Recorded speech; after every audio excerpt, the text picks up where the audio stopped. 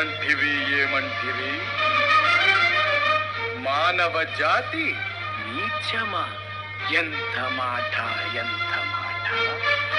వైతరణి వరకు వెంటాడి వేధించి ముపుతిపలు పెట్టి మీ ధర్మసూత్రములను మంటగలిపి పతి ప్రాణములు దక్కించుకున్న నారీమణి సావిత్రిదే జాతి, మానవ జాతి.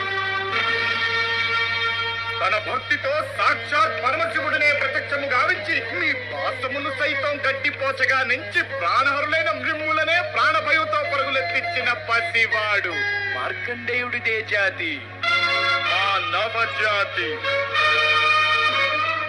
నీచమన్న మా జాతి మూలమున ఏనాడో ప్రతిష్ట మూట కట్టుకున్న మీరు నేడు జాతి అని మమ్ము అవహేళన చేయుటయా? ఎంత వివేకం, ఎంత జ్ఞానం, ఎంత కుసంస్కారము! నేటి నుంచి దేవుడు అధికుడు నరుడు అధముడు ఉన్న కించ భావాన్ని కూకని వేళ్లతో సైతం పెకలించి వేసదా? మొక్కులు పొందే ముక్కోటి దేవతలు, దిక్కుడలేలే అష్టదిక్పాలకులు, మరుగుడనిచ్చే పంచభూతములు సైతం జయహోన్నరుడాని హర్షించ విధముగా సింహాసనం అధిష్ఠించదా? వర్ణమణిమయ రత్న ఖచ్చితాలంకృతమైన ఈ సభా మందిరమున అకుంఠిత సేవాదక్ష పరివార సమూహ మధ్యమున భూతల పరిరక్షణ ధర్మ నిలయమైన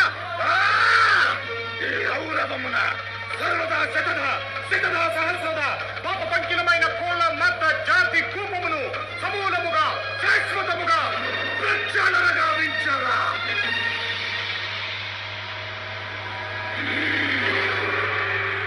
Any doubts?